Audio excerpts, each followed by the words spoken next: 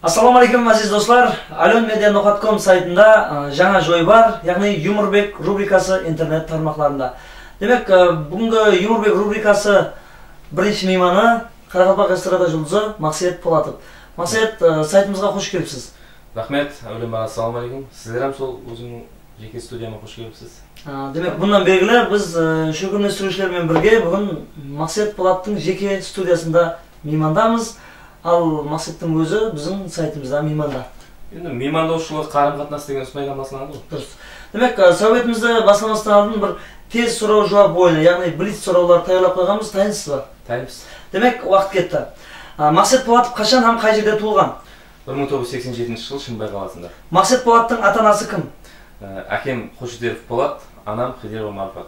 Мақсет Полатовтың ең бірінші ұстазы кім? Сол өзімнің ағам Файзулла Қидеров. Мақсет Полатов қайсы оқу орындарын бітірген? Сол орта мектептен кейін Жапақ Шамратов атындағы пайтақтымыздағы көркемөнер колледжін, ондан кейін Қарақалпақ мемлекеттік университетінің экономика факультеті. Мақсет Полатов ең бірінші қай сахнада қосып айтқан? Пайтақтымыздағы амфитеатрда. Мақсет Полатовтың өмірлік жолдасы кім? Мақсет Полатов неше перзенттің әкесі? 2. Мақсет Полатов қандай ауқатты жақсы көреді? Сол өмірлік жолдасын пісірген ауқатларын бәрін жақсы көремін. Демек, Мақсет Полатов хақында көптеген мағлұматтарға ие екенсіз. Я бір жақыншылығыңыз бар ма деймін, әлбетте әзіл. Енді сұрау, Мақсет Полатов қандай адам? Бір қысқа қылып айтқанда, екі сөзбен айтқанда, Мақсет Полатов қандай адам? Қысқа қылып айтқанда, Мақсет Полатов менде адам. Жүдә бір жақсы жауап болды. Енді қандай сұраулар берейін?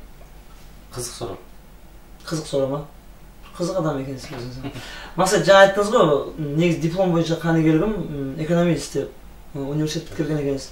Не үшін диплом бойынша істемедіңіз, қосқышы болып кеттіңіз? Сен өзіңнен театральный институт бітірмеген шығарсың?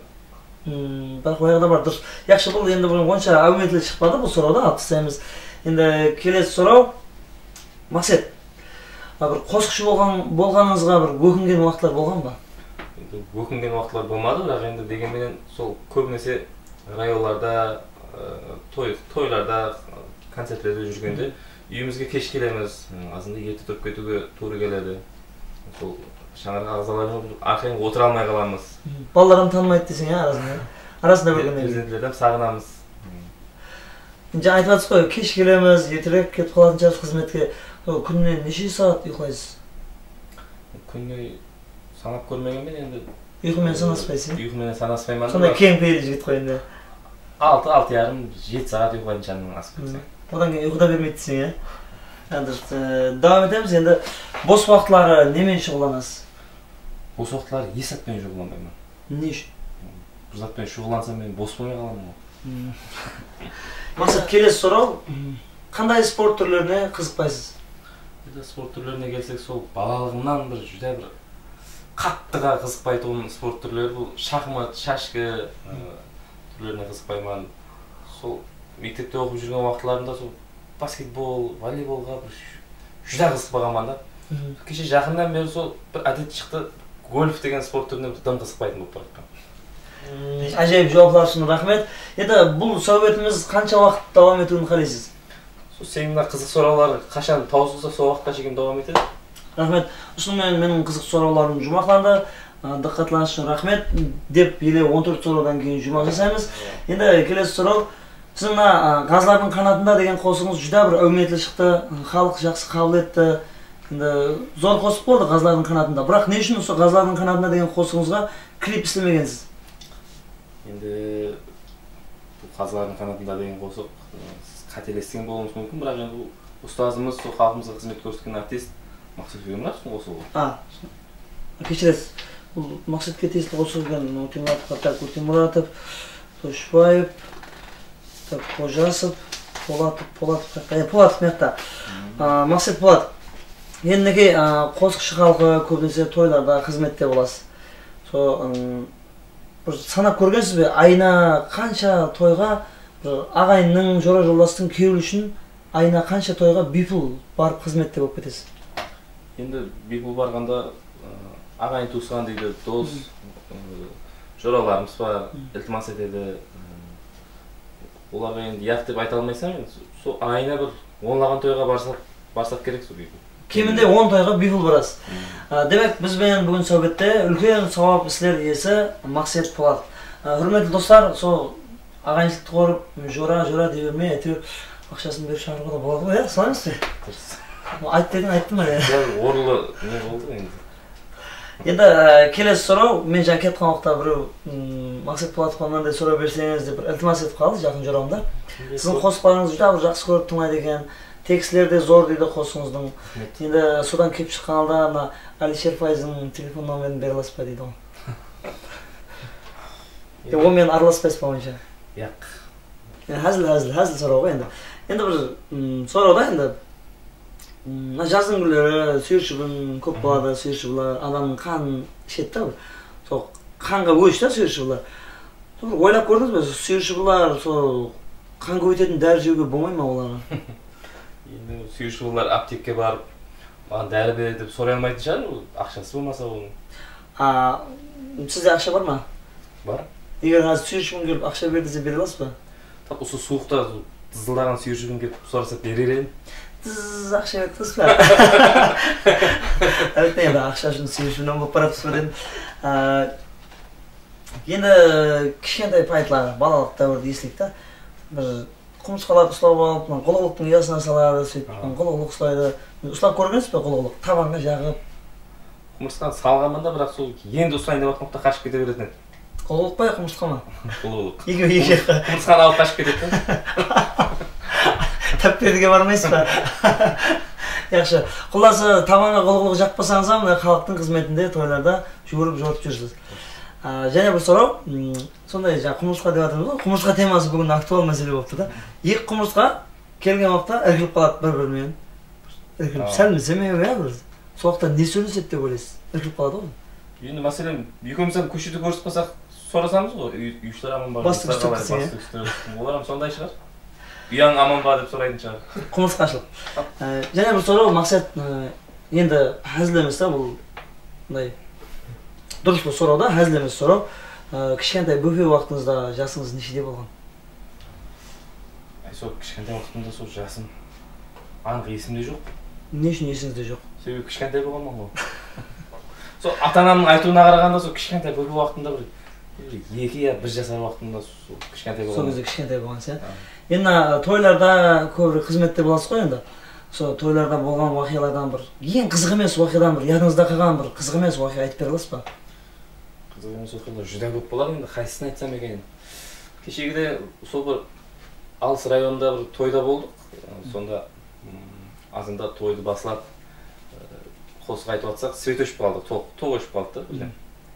Сонда әмме жуырып не қылып жүріпті, көлер движок іздеп жүріпті.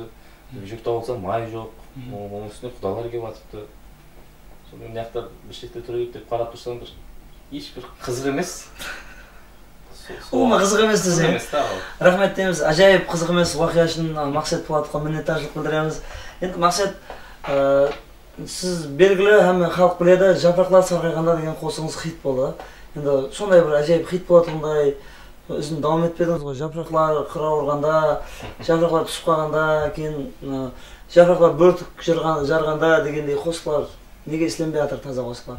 Дұрыс енді бұл. Я мысалы той деп дөретөшілік қалып кетті ме деген ғой. Бұл сұрау енді дұрыс, көптеген ықыласпенділеріміз сол неге қосық шығармай кеттіңіз деп сұрайды. Енді сол оқу болды, не болды, азғантай бір іркілу болды да дөретөшілігінде. Енді Құда қаласа қайтадан осы дөретөшілігімізге қайтып таза қосықтарды істеп бастап жатырмыз. Ықыласпенділеріміз өздері баға береді. Рахмет.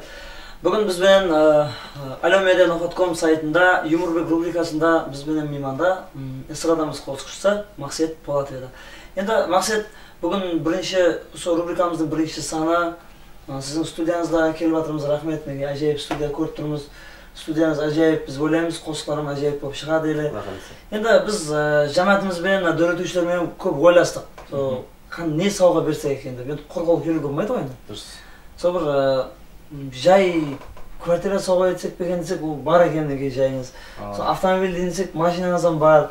Енді бір таза қосық, нама сауға етейін десек, Сұлтан Қосакеев азы жай сабатпан дедім, нама қол тимей атқан екен.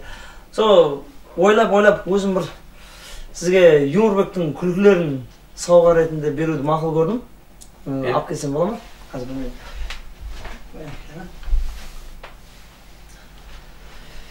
Демек, бұл Есат жоқ қой банкның ішінде. сол ел саламыз қазір ішіне. Демек, банканы ашамыз.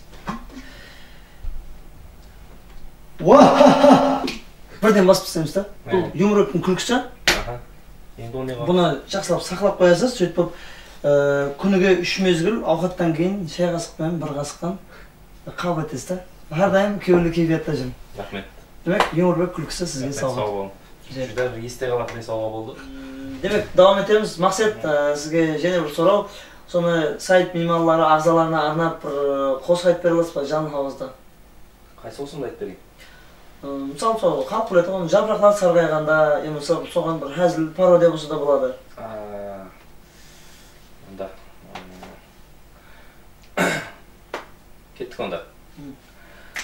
Отырмыз интернетте, Ален медиа сайтында, сен кіріп көрмедің бе, кірмесең саған арман. Сен кіріп көрмедің бе, кірмесең болар арман. Арман, арман, кірмесең болар арман. Арман, арман, кірмесең болар арман. Ажайып шапалақлар деп отырған шығар енді көріп отқанлар да интернеттен. Біз білмейміз ғой енді. Рахмет, демек бізбен мейманда бүгін Юморбек рубрикасының бірінші мейманы Мақсат Полатов, эстрадамыз ажайып қосықшысы. Табыстар тілейміз, дөретушілік жұмыстарда Бәлен, Паруаз, Илхам, Йошла, тәркетпесін. Табыстар, мен Мақсат тойым бір асықспан да. Әлбетте бұл реклама еді. Рахмет.